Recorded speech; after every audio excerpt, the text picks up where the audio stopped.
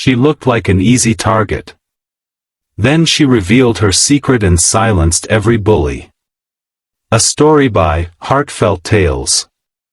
Maya Chen sat in the back corner of the community college classroom, her worn textbook open to the same page she'd been staring at for the past 10 minutes. The words blurred together as snickers echoed from the front rows where Jessica and her crew held court. At 28, Maya felt ancient compared to her 18-year-old classmates, but returning to school after years of working dead-end jobs to support her younger siblings had been her only shot at a better life. "Look at her," Jessica whispered loudly enough for half the class to hear. "Still wearing those same ratty clothes from last week. Doesn't she know this isn't a homeless shelter?" Maya's fingers tightened around her pencil. The thrift store sweater she wore had been her mother's favorite, one of the few things she'd kept after the funeral 3 years ago. She'd worn it today for luck, hoping it would help her get through the upcoming midterm presentation that was worth 30% of her grade. Before we dive deeper into Maya's incredible journey, if you're enjoying this story of resilience and unexpected strength, please hit that like button, share this video with someone who needs inspiration, and don't forget to subscribe to Heartfelt Tales for more amazing stories that will touch your heart. Now, let's see what happens when Maya's past comes back to change everything. Professor Williams entered the classroom, his arms full of papers and his usual harried expression. Maya had grown to respect him over the past semester. Unlike some of her other instructors, he never made her feel inadequate for being older or asking questions that seemed obvious to everyone else. "All right, everyone," he announced, "today we're starting our group presentations on social psychology. I've randomly assigned partners, so please listen carefully." Maya's heart sank. Group work meant forced interaction with classmates who barely acknowledged her existence.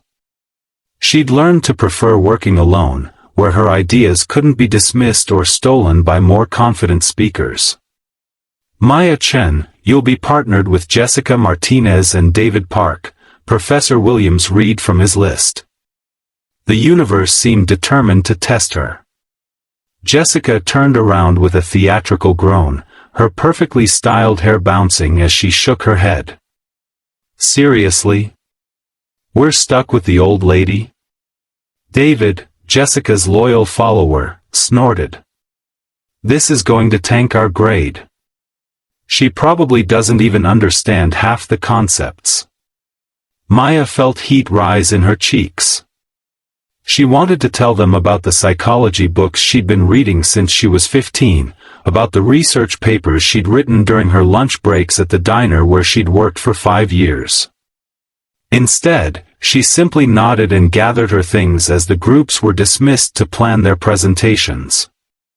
The next hour was torture. Jessica and David spoke around Maya as if she weren't there, shooting down her suggestions before she could fully voice them. When Maya tried to contribute research she'd found on their topic of aggression and social dynamics, Jessica cut her off. "We don't need some random internet articles," Jessica said dismissively. "David and I have this covered. You can just, I don't know, make the PowerPoint slides look pretty or something." "Actually," Maya said quietly, "I found several peer-reviewed studies that directly support our thesis. One from Stanford shows." "Stanford?" David laughed. "Right, because you definitely have access to Stanford research. Just stick to what you know, okay?" Maya bit back her response. She'd been auditing online courses from top universities for years, building the knowledge she'd never had the chance to gain formally. Her collection of academic papers, printed at the library and carefully organized in binders, represented thousands of hours of self-education. Over the next 2 weeks, the pattern continued. Jessica and David would meet without her, dismissing her texts and emails with short, condescending responses. When Maya suggested they practice their presentation together, Jessica replied with a laughing emoji and the message, "Don't worry, we'll carry you through this." The morning of their presentation, Maya arrived early to find Jessica and David already there, whispering intensely. When they saw her, Jessica's expression shifted to barely concealed disgust. "We need to talk," Jessica said, gesturing for Maya to follow them to the hallway. "Look," David began, "we've been thinking. This presentation is really important for our GPAs. We're both applying to transfer to prestigious schools next year. And honestly," Jessica added, "you're just going to drag us down. Why don't you just tell Professor Williams you're sick today? David and I can handle the presentation ourselves." Maya stared at them, feeling something crack inside her chest. "This is my grade 2. I've done the research, I know the material. No one's going to believe you contributed anything meaningful," Jessica interrupted. "Let's be real here. You're almost 30, working at a diner, wearing clothes from the bargain bin. You don't belong here. Everyone knows you're just here because of some government program for poor people," David added with a cruel smile. "You're not actually college material." The words hit Maya like physical blows. She thought of her mother, who'd cleaned office buildings at night to pay for Maya's high school tutoring. She thought of her siblings, who believed she was going to be the first in their family to graduate college. She thought of every evening she'd spent studying instead of watching TV, every lunch break spent in the library instead of socializing. "I'm doing this presentation," Maya said, her voice steadier than she felt. "I've prepared for weeks." Jessica and David exchanged glances. "Fine," Jessica said. "But if you mess this up, everyone's going to know it was your fault." They walked back into the classroom, where other students were already presenting. Maya sat in the back, her hands shaking as she reviewed her notes one final time. She'd spent the previous evening memorizing not just her own portion, but backup information for the entire presentation, knowing Jessica and David might try to sabotage her.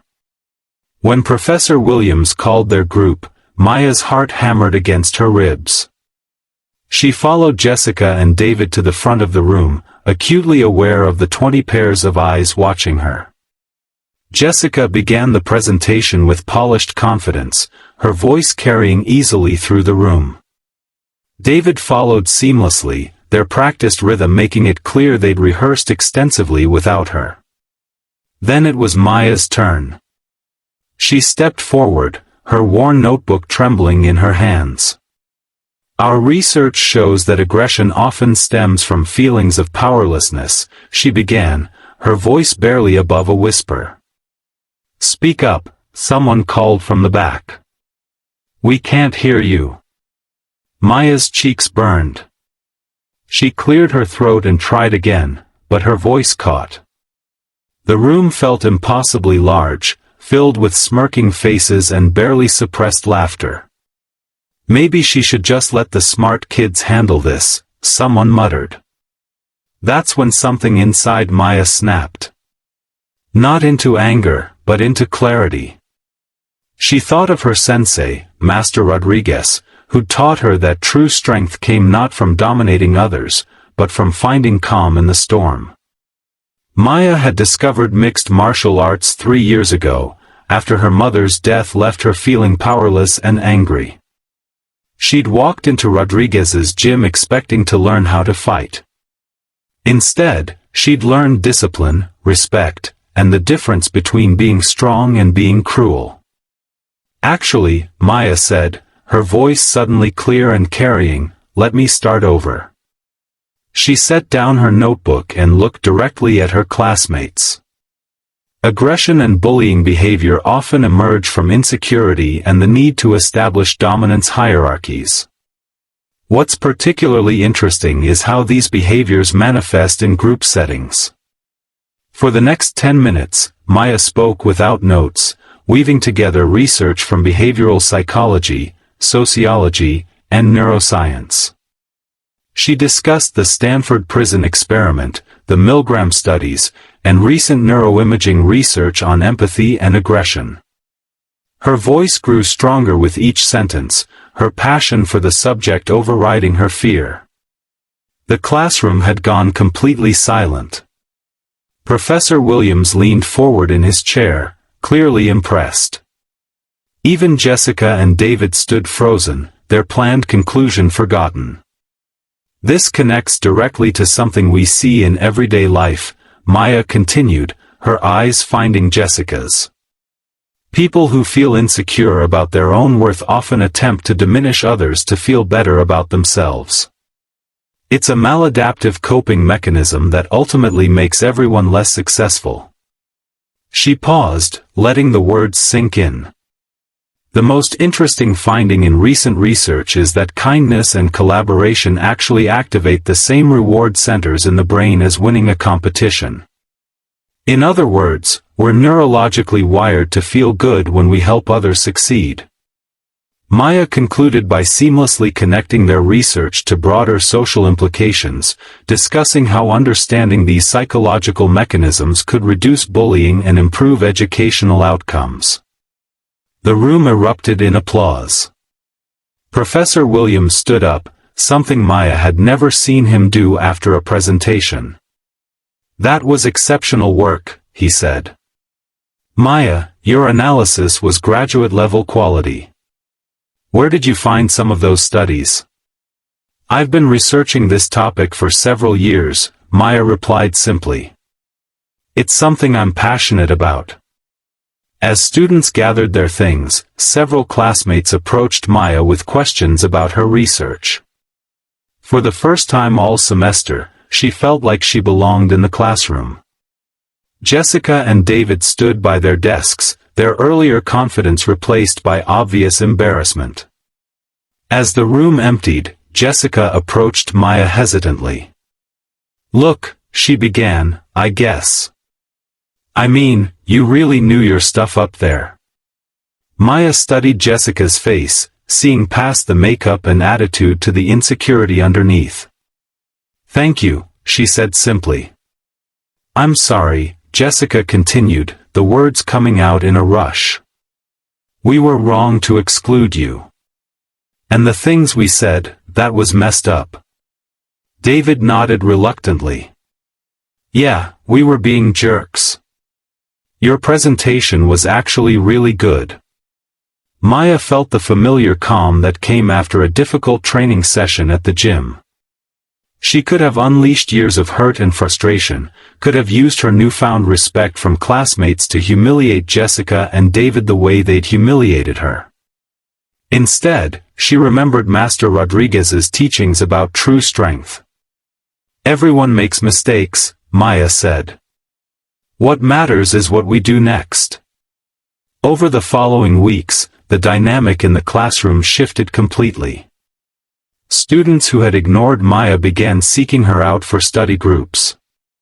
Jessica, to her credit, made genuine efforts to include Maya in conversations and group activities. David remained somewhat aloof, but stopped his cruel comments entirely. Maya's confidence blossomed. She began participating actively in class discussions, her insights often sparking lengthy debates. Professor Williams approached her about undergraduate research opportunities and encouraged her to consider graduate school. One evening, as Maya walked to her car after a particularly engaging seminar, she found Jessica waiting by the parking lot. "I wanted to ask you something," Jessica said, her usual bravado replaced by genuine curiosity. "How did you learn so much about psychology? I mean, before you started college?" Maya considered her answer carefully. "I've always been interested in understanding why people behave the way they do. After my mother died, I had a lot of anger and pain. I started reading psychology books to try to understand my own feelings, and then I got fascinated by the research." "That's really cool," Jessica said. I've been having a hard time lately. My parents are getting divorced, and I think I've been taking it out on other people. That's a very mature realization, Maya replied. Understanding our own motivations is the first step toward changing our behavior. They talked for another 20 minutes, Jessica opening up about her family struggles and academic pressures. Maya listened without judgment, offering gentle insights when appropriate. As they parted ways, Jessica surprised Maya with a hug. "Thank you for not giving up on me," she said. "And for showing me what real strength looks like." Maya drove home that night thinking about her journey. She'd entered college feeling like an outsider, convinced she didn't belong in academic spaces. The bullying had nearly broken her spirit, but it had also revealed her own resilience. At the gym the next morning, Master Rodriguez noticed her improved confidence immediately. "You're moving differently," he observed during their training session. "More centered." "What's changed?" Maya smiled as she adjusted her black belt, earned through years of dedicated practice. "I finally learned that the strongest thing you can do is refuse to let other people's insecurity make you smaller." "And how do you do that?" he asked, preparing for their sparring session. "By remembering that everyone is fighting their own battles," Maya replied, assuming her fighting stance. "And by choosing to be the person who helps others win theirs." As they began their training, Maya felt the same calm confidence that had carried her through that pivotal presentation. She'd learned that true strength wasn't about defeating others, it was about staying true to yourself while lifting others up. The semester continued with Maya emerging as an informal leader in several of her classes. Her study groups became legendary for their collaborative approach and impressive results. Jessica and David both improved their grades significantly, and Jessica even changed her major to psychology after being inspired by Maya's passion for the subject. At the end of the semester, Maya received the highest grade in the class and a personal letter of recommendation from Professor Williams. But the real victory was seeing Jessica help a new student who was struggling with confidence issues, offering the same patience and encouragement Maya had shown her. Maya realized that her mother's old sweater had indeed brought her luck that day, not because it had magical powers, but because it had reminded her of where she came from and what she was fighting for. Her mother had taught her that true strength came not from never falling down, but from always getting back up. As she walked across campus for the last time that semester, Maya reflected on how much had changed. She'd entered feeling invisible and left feeling empowered. The bullying that had once threatened to destroy her confidence had ultimately become the catalyst for discovering her own worth. If Maya's story of resilience and transformation inspired you, please take a moment to share this video with someone who might need to hear it. Hit that like button if you believe in the power of standing up for yourself with dignity, and don't forget to subscribe to Heartfelt Tales for more stories that prove how ordinary people can achieve extraordinary things through courage and kindness. Remember, your own story of strength is still being written, and the next chapter starts with the choices you make today, ***. Maya's journey taught her that sometimes the greatest victories come not from defeating others, but from refusing to let others defeat the best parts of yourself. Her black belt had always been a symbol of discipline and respect, but now it represented something more, the strength to transform pain into purpose, and to help others discover their own hidden power along the way.